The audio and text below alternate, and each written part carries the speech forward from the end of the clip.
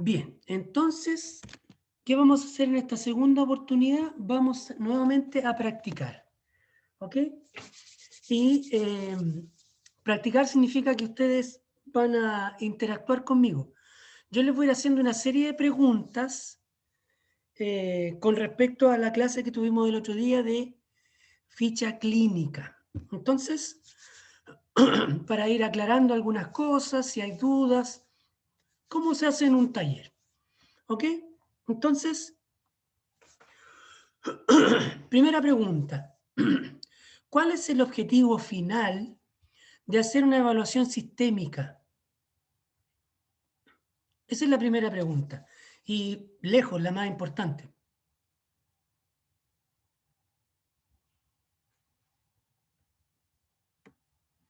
¿Para qué Para creen? evitar complicaciones en el manejo del paciente durante la atención Perfecto. y que esté en óptimo. ¿Quién me contesta? Catalina Manríquez. Perfecto, Catalina. Diste justo en el clavo inmediatamente. Por lo general cuesta responder esta pregunta. Vuelve a decir la respuesta, a ver. Catalina. ¿Para qué hacemos? Ah, ¿Cuál es el para objetivo hacer final? un correcto, para hacer, para hacer un correcto manejo del paciente en óptimas condiciones y para evitar complicaciones durante la atención. Exacto, muy bien, perfecto. Segunda pregunta, ¿qué es la escala ASA? ¿Qué era eso?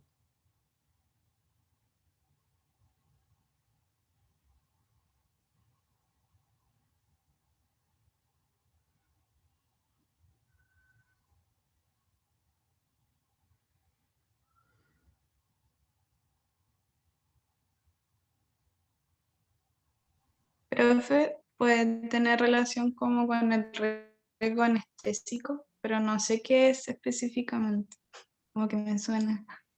Como Ah, que, es que lo vimos en cirugía, por eso. sí, sí, probablemente la han visto en cirugía, pues correcto. ¿Quién más? Hay nociones ahí en lo que tú dijiste. ¿Quién puede aportar algo para que armemos entre todos la respuesta correcta? Es el El riesgo que riesgo, tiene cada paciente, eso. ¿El riesgo que tiene cada paciente de qué? ¿Riesgo de qué? de tener una patología preexistente No, no, no, ahí o te previa. desviaste. Ahí te desviaste un poco. El estado físico en que se encuentra en cada paciente. Entonces, dependiendo de la escala, yo voy a saber si mi paciente, si lo atiendo, puede presentar una complicación más grave o si está estable y se va clasificando. Ya, Si ya. está sano. Por ahí va la cosa. La escala ASA fue creada por la... ASA significa Asociación Americana de Anestesistas. ¿Sí? En inglés, sí. Anesthetic Society American, ¿cierto? Sociedad Americana de Anestesistas. Ellos la crearon para saber en qué condiciones estaba un paciente antes de hacerle una cirugía. ¿Por qué les importaba a ellos? Porque ellos eran los que ponían la anestesia. Entonces, tenían que saber qué riesgo tenía el paciente para recibir la anestesia y también para ser intervenido. Entonces, cuando crearon esta escala, redujeron mucho las complicaciones en las cirugías. Ahora, es una escala que se creó para los anestesistas, primeramente, ya allá por el año 41 comenzó esta cosa, y después en el año 60, 70 y 80 empezaron a aparecer las guías, ¿ya? Primero fue para los anestesistas y los cirujanos, porque principalmente para los anestesistas, a ellos les importaba. Pero era tan buena la escala, medía tan bien el riesgo y de manera tan rápida, tan fácil, que era fácil de ocupar, y esto se proyectó a todas las otras profesiones de la salud, incluidas todas las otras especialidades médicas, odontología, enfermería, kine, todo lo que tiene que ver con la posibilidad de intervenir un paciente. Entonces, la escala, exactamente como dice una escala, va en progreso, va subiendo, ¿cierto? El riesgo que tiene un paciente de sufrir alguna complicación en una intervención quirúrgica. Entonces, a nosotros nos sirve esta escala cuando nosotros hacemos la evaluación sistémica, porque nosotros medimos el riesgo que tiene un paciente de ser sometido a una intervención dental, que puede ser quirúrgica o no, de atenderlo en la consulta dental. Entonces, nos ayuda mucho para categorizar a nuestros pacientes.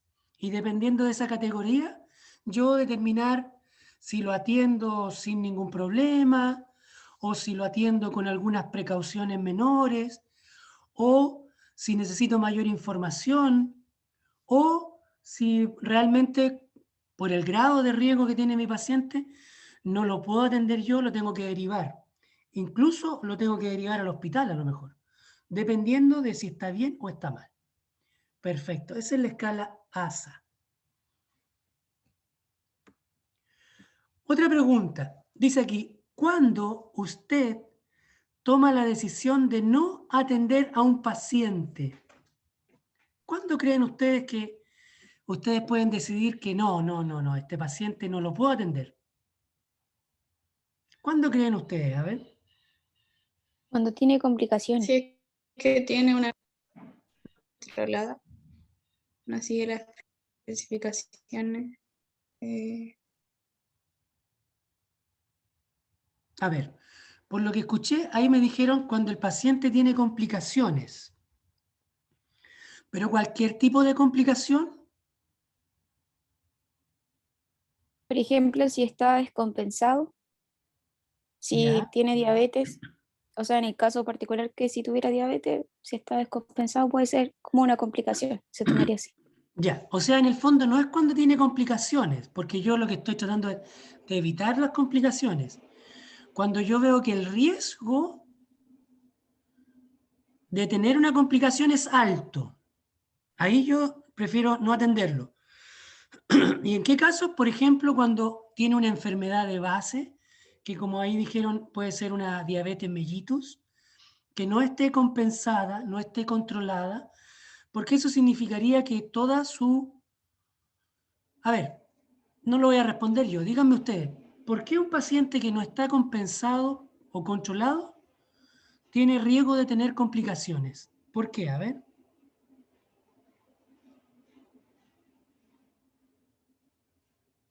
Respóndanme ustedes mismos eso.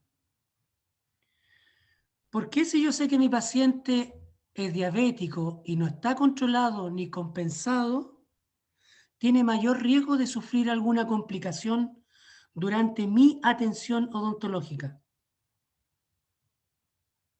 ¿Por qué creen ustedes eso?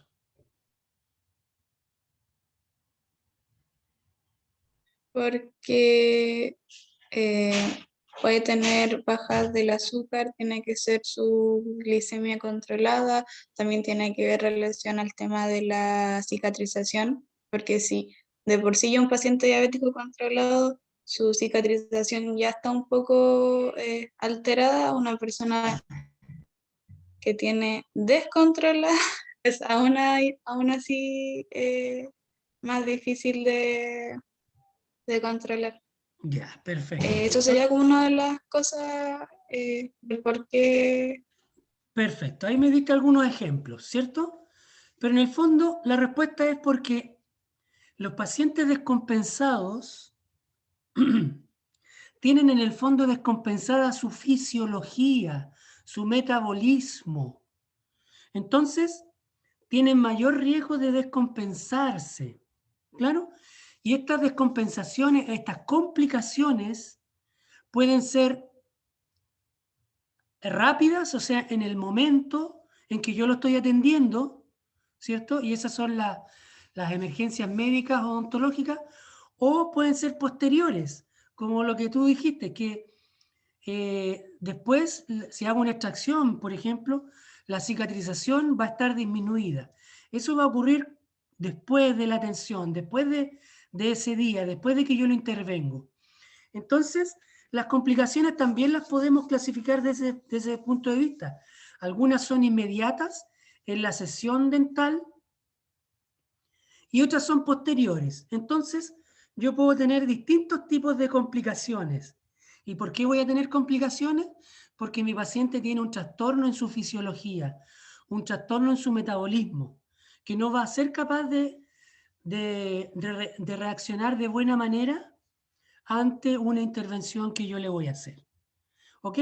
Entonces, cuando yo analizo el riesgo y veo que no lo puedo atender, ahí ya decido que no lo atiendo porque el riesgo de tener una complicación es muy alta.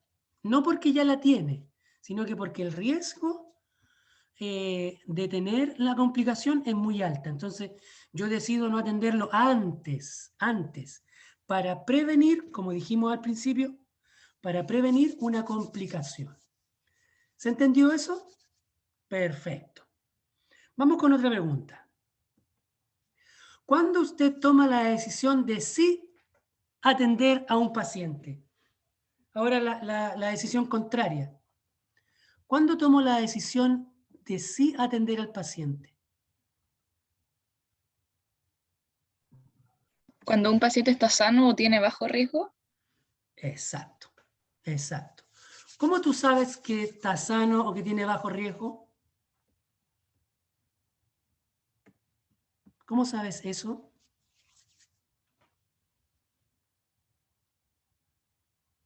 no presenta enfermedades Por sistémicas, los exámenes complementarios. Ya, puede ser con exámenes complementarios. ¿Qué más? Por la historia general. Por la historia clínica. ¿Qué más? Amnesis. A la amnesis. ¿Qué más?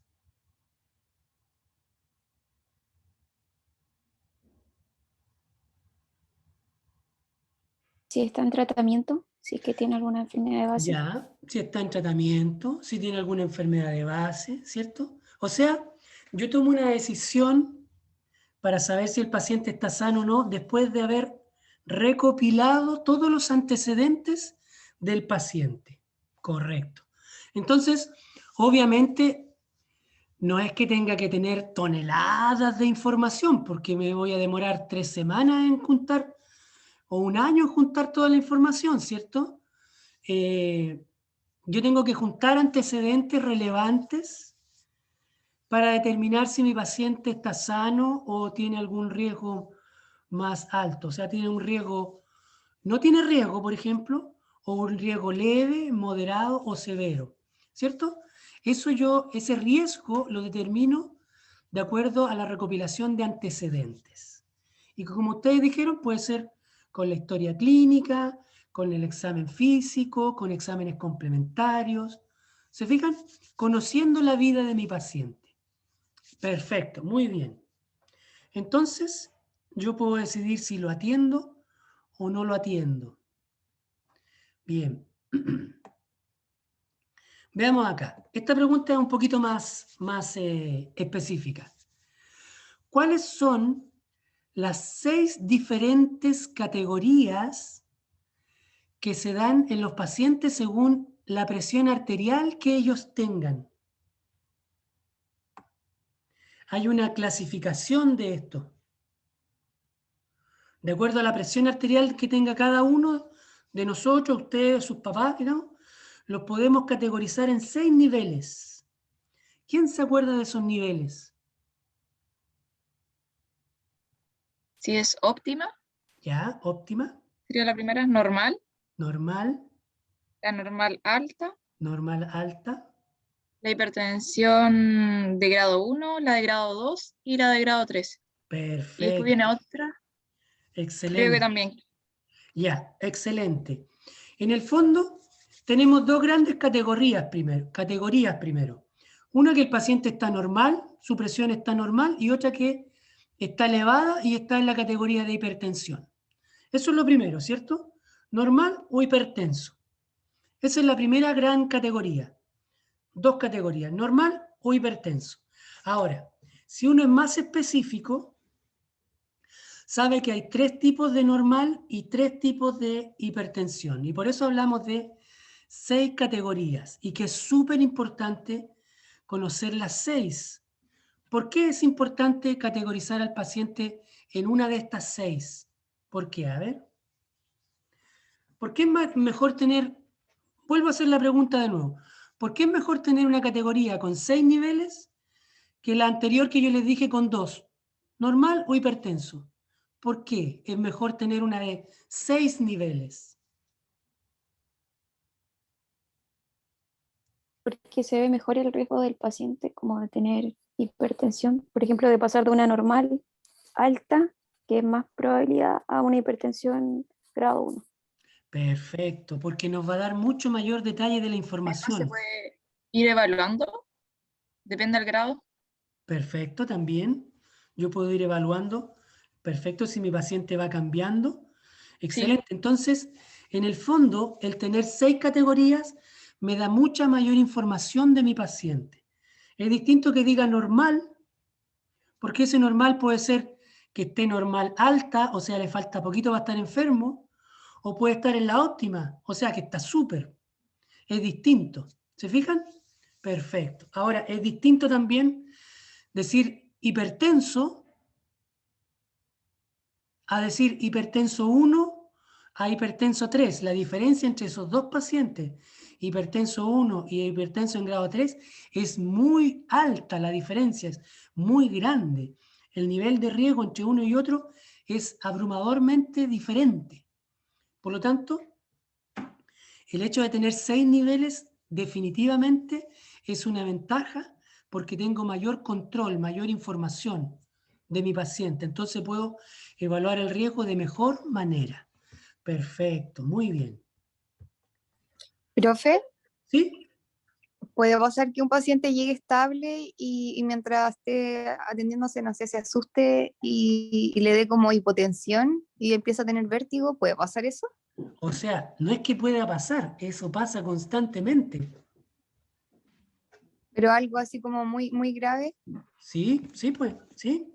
también. Eso es lo que se llama las crisis hipertensivas. Una crisis hipertensiva se define como la subida brusca de la presión arterial en un momento dado, por cualquier razón. Entonces, este aumento brusco y súbito de la presión arterial hace que los pacientes, por ejemplo, los vasitos sanguíneos de los pacientes no alcancen a adaptarse a este cambio brusco. O sea, ponte tú que normalmente el paciente tiene 120, 130 de sistólica, por ejemplo, ¿ya? Que está entre normal y normal alta.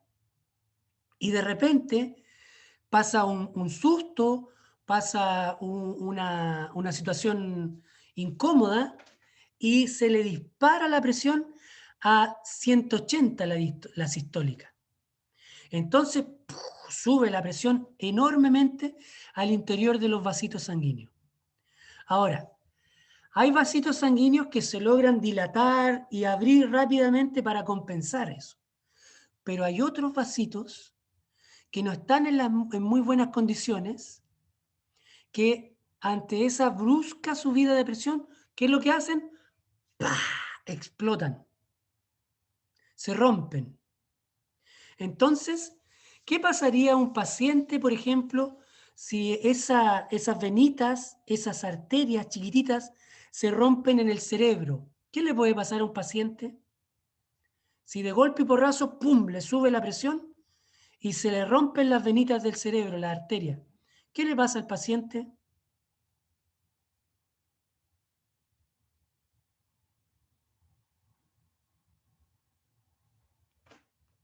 Chicos, lo vieron el año pasado cuando estudiaron trastornos circulatorios, trastornos hemodinámicos. Profe, ¿No se era le pegó como un aneurisma? O sea, los aneurismas también se pueden romper, pero esos se rompen porque la venita, antes de la subida de la presión, hay una dilatación, ¿cierto? Se abre la vena. Pero puede que ocurra sin aneurisma. Ay, no sé. ¿Qué pasa cuando se rompe una venita en el cerebro? ¿O una arteria? Más bien una Un arteria. derrame. Un derrame cerebral, po. Eso se llama un accidente cerebrovascular. Y si ese es muy intenso, ¿qué le puede pasar a un paciente? ¿Qué pasa con los Un, accidentes cerebrovasculares? ay, ¿cómo se llama? Muerte. Muerte Se me cerebral. olvidó el nombre, muerte cerebral. Claro, por ejemplo, el extremo es que el paciente muera, pero puede quedar con secuelas, puede quedar con parálisis de la cara, por ejemplo, puede quedar con hemiplegia, puede quedar con todo el cuerpo dañado. Entonces puede tener secuelas muy grandes. Eso es lo que se llama una crisis hipertensiva. Ahora, podría ocurrir también que le sube la presión muy fuerte, pero los vasitos sanguíneos igual alcanzan a compensar y no se revientan, no se rompen, pero igual hay una alteración en el cerebro. El paciente queda confuso, así medio tontorrón, ¿cierto? Queda mareado, puede que te hable cosas incoherentes al principio, pero después se recupera. ¿Por qué? Porque no alcanzaron a romperse los vasitos. Entonces, eso que tú dices que estando siendo atendido normalmente y de repente, por ejemplo, tú le estás haciendo una extracción, ponte tú, o estás colocando una anestesia y el paciente empieza a sentir dolor por alguna situación y eso le duele fuerte y le sube la presión tremendamente rápido, eso se da, eso es lo que se llaman las crisis hipertensivas. Entonces, no es que pueda ocurrir así eventualmente, no, eso pasa. Eso pasa. Ahora, lo normal es que si estamos en 120 o 130 de presión, a lo mejor no vamos a llegar a 180, pero el paciente sí va a subir a 140, 150, y eso es de sistólica. Y también va a subir la diastólica. Eso ocurre normalmente, incluso a ustedes mismos cuando van al dentista. Eso les ocurre. Lo que pasa es que ustedes tienen sus mecanismos de regulación de la presión tan buenos que sus mecanismos regulan rápida esa subida de presión y no les pasa nada. Ni siquiera se dan cuenta. A lo mejor sienten una taquicardia, ¿sí? Pero, pero no les pasa nada. Pero eso no significa que no hayan tenido un cambio en la presión arterial producto de que, primero, que se asustan con el dentista, segundo, que les dolió el pinchazo de la anestesia, tercero, que les duele cuando pasan la turbina. Entonces van habiendo niveles que van haciendo que el paciente se vaya asustando y vaya subiendo, subiendo, subiendo la presión. ¿Ok? Como les digo, la gran mayoría no llega a los 180, que es la presión crítica, severa, peligrosa, pero pueden pasar de 120, de 130 que tienen como promedio, a 140, 145, 150. Eso es habitual. Y después se van de la consulta y la presión vuelve a regularse y no pasa nada. Tú no te diste ni cuenta, pero la presión igual subió. ¿Ok? ¿Se entendió eso o no? Sí, profe, sí se entendió. Ya. Eso es lo que se llaman las crisis hipertensivas, que se dividen en urgencias y emergencias. Después van a conocer esos términos. Aquí tengo la diapo donde está lo que ustedes me dijeron, las 6 categorías, y que después van a tener que aprenderse los numeritos, pues ahí están.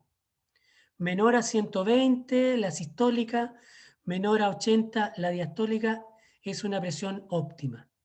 Y ahí están todos los valores en que ustedes van a tener que aprendérselos el próximo año, porque vamos a jugar mucho con estos números para que ustedes los aprendan, se familiaricen con ellos y aprendan a categorizar rápido a un paciente. Esto del análisis sistémico tiene que ser algo rápido, no tiene que ser algo que demore 3 semanas, un mes en hacer, no. Esto en una sesión ustedes deberían ser capaces de tener el riesgo más o menos listo de un paciente. Lo que no van a poder hacer es tener las presiones en un día, pero las pueden medir en diferentes días porque ahí tienen que tomar una presión un día, otra presión otro día, otra presión un tercer día y finalmente hacer un promedio de las presiones. Con este promedio, o sea, promedian las 3 sistólicas, promedian las 3 diastólicas y ese promedio lo comparan con esta categoría. Y ahí ustedes dicen dónde está su paciente. ¿Ok? Y eso lo tienen que hacer rápido. No tiene que ser algo que demore más. El análisis sistémico podría hacerse en 2 sesiones perfectamente. Por eso ustedes tienen que conocer, familiarizarse con esto. No tiene que ser algo muy lento. ¿Ok? Al principio se demoran porque les cuesta asociar todas las cosas, pero después los análisis se hacen súper rápido. No es algo que tenga que demorar. ¿Ya? Perfecto. Entonces, de acuerdo a esta categoría, yo analizo a mi paciente en el riesgo, que puede ser a través de la escala ASA, que es la que generalmente ocupamos, ¿cierto? Porque es más objetiva, todos nos podemos poner de acuerdo, pero también pueden decir que el paciente está sin riesgo, con un riesgo leve, moderado o severo. ¿Sí? Cualquiera de las dos sirve, pero generalmente ocupamos la escala ASA porque es más fácil de ponernos de acuerdo con ella. ¿Ok? Entonces, eso era para hablar de las 6 categorías de presión arterial. A ver, ¿quién puede hacer un ejercicio rápido, una calculadora, así? ¿Quién puede sacar el promedio de la sistólica y otra persona que saque el promedio de la diastólica y sacamos aquí el promedio de este paciente? A ver, ¿quién puede hacerlo? El de la diastólica es 80, profe. El de la diastólica es 80, ya, perfecto. ¿Y el de la sistólica?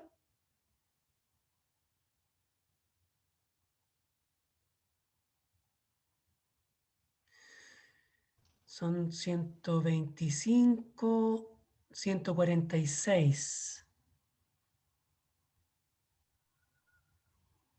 115, profe. ¿Cuánto? 115. 115 el promedio. Ya. Entonces sería, el promedio de este paciente sería 115 la sistólica y 80 la diastólica. Perfecto. Entonces, ¿en qué categoría está este paciente? Si tiene 115 con 80.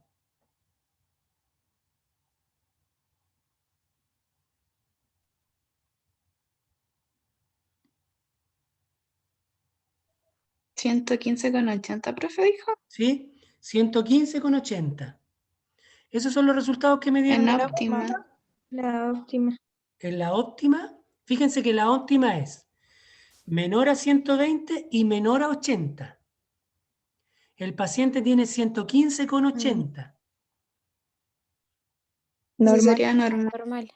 Es normal, ¿cierto? Porque la sistólica de este paciente que es 115 cae en la óptima, ¿verdad? Cae en la óptima. Pero la diastólica cae en la normal, porque ahí dice de 80 para arriba, entre 80 y 84. Y siempre manda la presión más alta. Entonces aquí la 80 que es diastólica manda. Y la 80 diastólica está en el nivel de normal. Por lo tanto, este paciente, así de simple se saca la categoría. Así de súper simple. ¿Se fijan? No cuesta nada. El paciente tiene 115,80, por lo tanto queda en normal. Perfecto. Digo normal porque ya sabemos que hay 3 tipos de normal, ¿cierto? Si digo solo normal, no sé si ustedes están hablando de la óptima, de la normal o de la normal alta. Por eso yo siempre le digo normal, para que sepan que estoy hablando de esta del medio. Ya, ¿se entendió ese ejercicio, cierto? Súper fácil. Ya, ¿cuáles son las categorías según las glicemias? Según las glicemias en ayunas. Recuerden que había glicemia casual, glicemia en ayuna, glicemia poscarga. Pero la glicemia en ayuna y la glicemia casual ustedes las podían tomar en el laboratorio con un aparatito, ¿verdad? Entonces la glicemia en ayuna tenía dos categorías. La glicemia casual tenía dos categorías. Y la glicemia en ayuna tenía tres categorías. ¿Cuáles son esas categorías? ¿Cuáles son las tres categorías? Normal, prediabetes y diabetes. No estoy segura. Perfecto, perfecto, normal, prediabetes o resistencia a la insulina y después sospecha de diabetes. Perfecto, tengo tres niveles que están aquí abajito, miren. Normal, resistencia a la insulina, que también se puede llamar prediabetes, y sospecha de diabetes. ¿Cómo determino eso? Bueno, por el numerito, por la glicemia que tiene el paciente. Bajo 100, entre 100 y 125, o más de 126 miligramos de azúcar por decilitro de sangre. ¿Ok? Miligramos de azúcar por cada decilitro de sangre. Entonces, con esa categoría de la glicemia, yo también puedo categorizar a mi paciente en sin riesgo, leve, moderado, severo, o ASA 1, ASA 2, ASA 3 y ASA 4. Es lo mismo. Entonces ahí tengo el riesgo según el azúcar. Acá arriba tengo el riesgo según la presión arterial. ¿Ya? Los puedo dividir. Entonces ahí tengo la categoría ya de las presiones, tengo la categoría de las glicemias, que es lo más habitual que nosotros medimos en los pacientes. Ahora, tengo también otra categoría, que es esta, miren, el IMC. ¿Se acuerdan cuáles eran las categorías del IMC? ¿En qué categoría estaría este paciente, por ejemplo?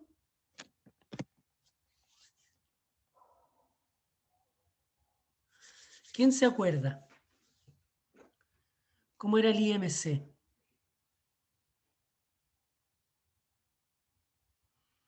El IMC categoriza a los pacientes en desnutridos, normales, sobrepeso y obesos. ¿Sí? 4 categorías. ¿Sería obesidad tipo 2? En este caso es obesidad, ¿cierto? Correcto. ¿Por qué? Porque es mayor a 30. Correcto, muy bien. Recuerden que los niveles son hasta 24,9 es normal. De 25 a 30 es sobrepeso y de 30 hacia arriba es obesidad. ¿Ok? Perfecto. Entonces, ¿cómo creen ustedes que es el riesgo de este paciente? Fíjense, tiene un IMC de 32 y una glicemia en ayuna de 135. ¿Estará bien? ¿Este paciente estará mal? ¿Cómo creen que está este paciente? ¿Cómo consideran? O sea, igual es como un riesgo alto, pero como moderado. No sé si severo, pero moderado o leve. ¿Por qué? ¿Por qué? A ver. Porque la categorización de sospecha de diabetes, porque tiene 135 en Ya, ayuno, y tiene el IMC que indica que tiene obesidad. perfecto. Entonces igual es ya de por sí un factor es la obesidad y ya de por sí sospecha de diabetes es otro factor que de complicación, de riesgo. Perfecto. ¿Se acuerdan que antes dijimos que el riesgo yo lo sabía a través de los datos que obtengo del paciente? ¿Cierto? Entonces aquí ya tengo dos datos que me están diciendo que por un lado es obeso y la obesidad sabemos que está relacionado con muchos trastornos metabólicos, con muchos problemas internos, ¿cierto? Y además ya tenemos el registro de una glicemia alterada con sospecha de diabetes, que la tengo que confirmar, ¿cierto? Con otros exámenes, pero no importa, eso es otro detalle. Ya sabemos que este paciente algo raro tiene. No es sin riesgo, para nada, ¿cierto? No es leve, pero podría ser moderado a severo, eso no lo sabemos por ahora, pero ya sabemos que algo malo tiene y que no es algo tan simple. Perfecto. Entonces ahí yo ya estoy haciendo nivel de riesgo, ¿cierto? ¿En qué ASA estaría este paciente? ¿En qué nivel de ASA? ¿Estará en 1 2, 3, 4, 5 o 6. Son 6 los niveles del ASA. Estar en ASA 1, ASA 1 significa que el paciente está sano sin ningún problema. ¿Este paciente es ASA 1? No, No. ASA 2 quiere decir que es un paciente que tiene una enfermedad, pero que esta enfermedad no es incapacitante, o sea, no le genera problemas. Generalmente son los enfermos controlados. ¿Este paciente será ASA 2?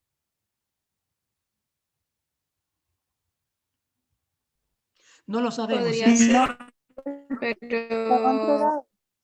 no, pero no sabemos porque tiene sospecha de diabetes. Entonces no Exacto. sabemos si es que tiene y si está controlado. Exacto. Nos faltan antecedentes para saber si está en ASA 2 o en ASA 3. Nos faltan antecedentes. Con estos dos datos podemos saber que algo malo anda pasando, ¿verdad? Pero de ahí a definir en 2 o 3, todavía nos falta información. Por ejemplo, saber si efectivamente es diabético de antes o tenemos que confirmar si es primera vez que le sale alterado, tenemos que confirmar con un segundo examen para ver definitivamente si es diabético. Entonces ahí podríamos después, con más detalle, decir si es ASA 2 o 3. Ya, perfecto. Pero por lo menos ya sabemos que no está sano. Correcto. Yo en la clase anterior no les expliqué este cuadrito, pero después se lo envié en las diapositivas. ¿Alguien lo vio? ¿Qué decía este cuadrito acá? Yo lo envié con palabras, aquí lo tengo vacío para hacer las preguntas a ustedes, pero ¿alguien vio este cuadrito en las clases de evaluación sistémica? No lo vimos en la clase, pero sí se lo envié en las diapos. La verdad, profe, es que yo no lo vi. ¿No? Ya, se los voy a explicar ahora. Se los voy a explicar ahora con esto, miren. Cuando ustedes el próximo año hagan un análisis sistémico del paciente, ¿cierto? Finalmente es para saber si lo atienden o no. Tienen que tomar una decisión clínica, aquí arriba. Eso es lo más importante, saber si lo atienden o no. O hay 4 posibilidades. Si lo atienden sin ningún problema porque está súper sano, si lo atienden igual, pero tomando ciertas precauciones, porque es un paciente enfermo, por ejemplo, y controlado, o que después de tener toda la ficha hecha, haya cosas que todavía a ustedes les causan dudas. No saben, no pueden decidir todavía en qué riesgo está el paciente, en qué nivel.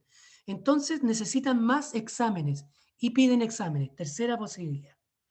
O la última es que después de hacer toda la ficha, ustedes se dan cuenta de que su paciente en realidad está súper enfermo, está súper descompensado, entonces yo no lo puedo atender porque el riesgo de tener un problema, una complicación con él es muy alta. Entonces yo obvio que no lo voy a hacer porque yo estoy tratando de prevenir las complicaciones. Entonces si yo estoy viendo que mi paciente con los exámenes que yo tengo ahora, con los antecedentes, tiene un nivel de riesgo alto de tener una complicación, no, pues decido no atenderlo y derivarlo al médico, por ejemplo, porque está muy mal, está muy descompensado. O ni siquiera muy descompensado, está descompensado nomás. Entonces yo lo derivo. Esas son las 4 decisiones clínicas para ver si lo atiendo o no lo atiendo. Lo atiendo sin problema, lo atiendo con ciertas precauciones, no lo atiendo por ahora porque me faltan exámenes y después tomo la decisión, o ya tomé la decisión y lo derivo inmediatamente. Eso es lo que yo necesito de ustedes, que ustedes determinen la decisión clínica. Ahora, ¿cómo toman la decisión clínica? Dependiendo del riesgo. Obviamente que si un paciente tiene ASA 1, lo voy a atender sin problema porque el paciente es súper sano. Si es ASA 2, por ejemplo, un diabético compensado, un hipertenso compensado, yo lo puedo atender perfectamente, pero teniendo ciertas precauciones, porque yo ya sé que mi paciente es enfermo. Entonces, yo le preguntaré si se tomó los remedios, cada vez que lo voy a atender, ¿se tomó los remedios? ¿Hoy día? Sí. ¿Tomó desayuno hoy día? Sí. ¿Está tranquilo ahora? ¿Podemos empezar a atender? Sí. ¿Te fijas? Sesiones cortas o sesiones en la mañana, dependiendo del caso. Yo tengo que tomar algunas consideraciones. Si tengo ASA 3, que es un paciente enfermo pero descompensado, pero que está ahí nomás descompensado, probablemente yo pida más exámenes o haga algunos ajustes en la dieta o si el paciente no se estaba tomando los remedios, le puedo decir, oye, pero tómate los remedios por unas 2 semanas y después controlamos. Y el paciente llega súper bien y lo atiendo igual. Pero yo decidí esperar un poco. Y si es un paciente ASA 3 muy descompensado o ASA 4, ¿cierto? Muy descompensado, yo definitivamente, con ese riesgo, mi decisión clínica sería no atenderlo. ¿Se fijan? Entonces, mi decisión clínica está determinada por el nivel de riesgo, el tipo de ASA. Y el ASA, yo lo voy a tener con todos estos datos, miren, edad, presión, hábito, IMC, uso de fármacos, glicemia, años de la enfermedad, antecedentes familiares, una serie de datos que yo recopilo en mi ficha clínica. Y que yo después los ordeno, coloco aquí arriba todos los que son favorables, por ejemplo, si el paciente es joven, si es deportista, si toma harta agua, si tiene buenos hábitos, los coloco todos aquí arriba. Y los datos malos, los desfavorables, los coloco aquí abajo. Estos aquí son ejemplos nada más, pues, ¿eh? No es que yo tenga que colocar los años acá, porque si un paciente es joven, obviamente que los años van a estar aquí arriba, ¿verdad? Entonces, aquí yo puse algunos ejemplos nomás. Entonces yo ordeno los favorables y los desfavorables. Todos los datos que me da la ficha clínica los ordeno, en los buenos y en los malos. Y de ahí determino mi riesgo y finalmente mi decisión clínica. Entonces, esta diapo que está vacía, ustedes después tienen que llenarla, ¿ok? Para lo que van a hacer el próximo año en cuarto. Ya. Por ejemplo, a ver...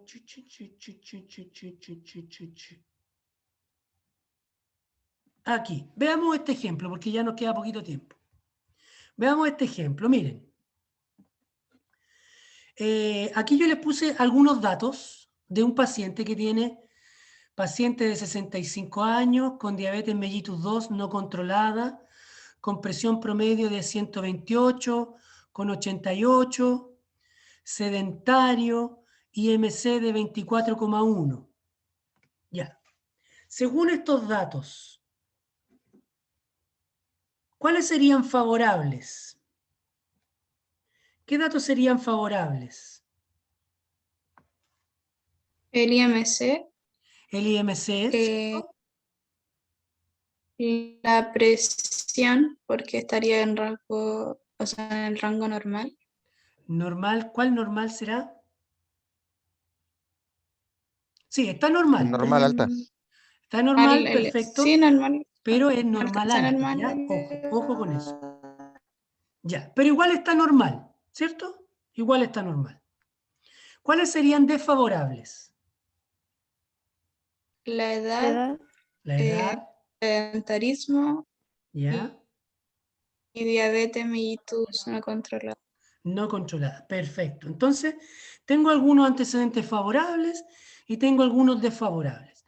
Yo hago la balanza ahí, la balanza de estas cosas. ¿Cuál será el nivel de ASA de este paciente? ¿Será ASA 1, ASA 2, ASA 3,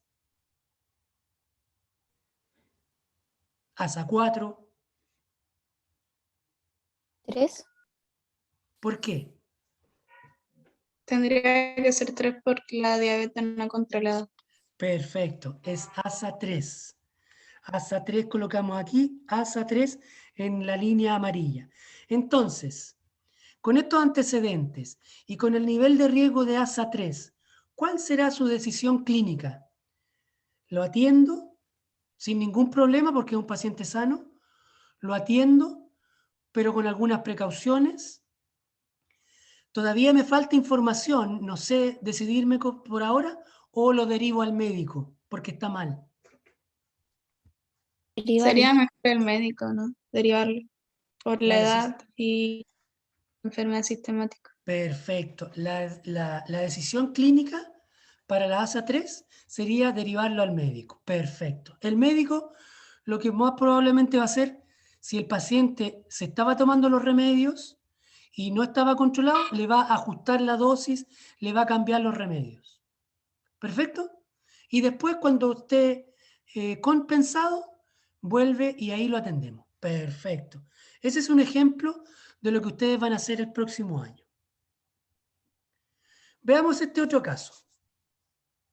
Paciente de 45 años con un IMC de 25, glicemia en ayuna de 116, promedio de presión de 125 con 83 y participa en un club de atletismo regularmente. Ya, veamos. ¿Cuáles serían favorables? La edad, Ya, perfecto.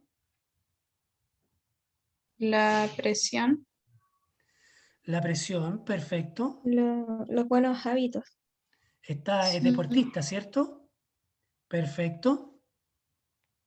Ya. ¿Cuáles serían desfavorables?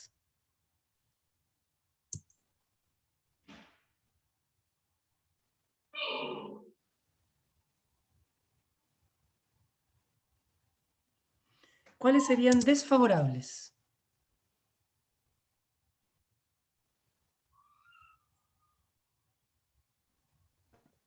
Podría ser la glicemia en resistencia a la insulina.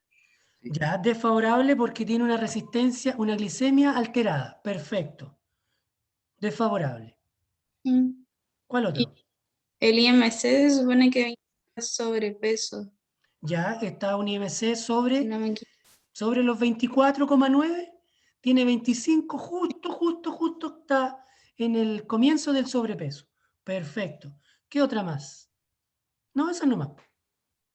Ya, perfecto. Entonces, tengo 2 desfavorables y tengo 3 favorables. Ahora, ¿cuál nivel de riesgo creen ustedes que tiene este paciente? ¿Los desfavorables son muy desfavorables o así más o menos nomás? Se tendría que atender, pero con precaución. ¿Cuál sería el ASA? Todavía no vamos a la decisión. ¿Cuál es? SADOS. ¿Es ASA 1? ¿Es un paciente sano? No, No. ¿Es un paciente con una enfermedad así terrible, incapacitante, para ser ASA 3, por ejemplo? no. No, ¿cierto? Entonces, Sería 1 ni 3. ¿Cuál es? Si no es ni la 1 ni la la 2. 3. Es la 2. Perfecto. Entonces ahora, después de tener el análisis de riesgo, después de la categorización, viene la decisión clínica. ¿Cuál es la decisión clínica? Atenderla con precaución. Perfecto. ¿Se fijan? Que no es esta tablita que ustedes tienen que llenar, no es complicada, pero es muy, muy necesaria. Esto no tiene por qué ser algo lento, tedioso y que les signifique mucho tiempo. ¿Cuánto nos demoramos en hacer esta tablita? Nos demoramos como 2 minutos. ¿Cuánto nos demoramos en la anterior? También como 2 minutos. ¿Cierto? Entonces, realizar esta evaluación y obtener la decisión es algo rápido. Yo lo hago en 2, 5 minutos. Lo que me demora un poquito más es recabar los datos, los antecedentes, pero tampoco tiene que ser algo que a ustedes les demore un mes, por ejemplo. No, nadie quiere que ustedes se demoren un mes haciendo esta ficha, no tiene ningún sentido. Esto lo tienen que aprender a hacer rápido. pero bien. Entonces, el hacerlo rápido no significa que lo van a hacer a la pacotilla, ¿cierto?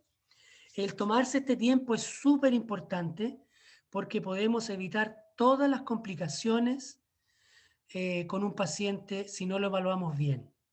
¿Ok? ¿Y qué complicaciones nos vamos a evitar? Todo lo que se llaman las emergencias médicas odontológicas, que son desmayo, estas crisis hipertensivas que hablamos, las alergias, que los pacientes se nos pierdan la conciencia, tengamos malestares con el paciente. ¿Se fijan? Muchas cosas, que es otro tema, las emergencias médicas. Entonces nosotros las vamos a evitar simplemente haciendo esta evaluación del riesgo sistémico para determinar si lo atiendo o no lo atiendo. ¿Está en condiciones o no está en condiciones? ¿Ok? Entonces, si se fijan, es súper simple. Voy a dejar de grabar.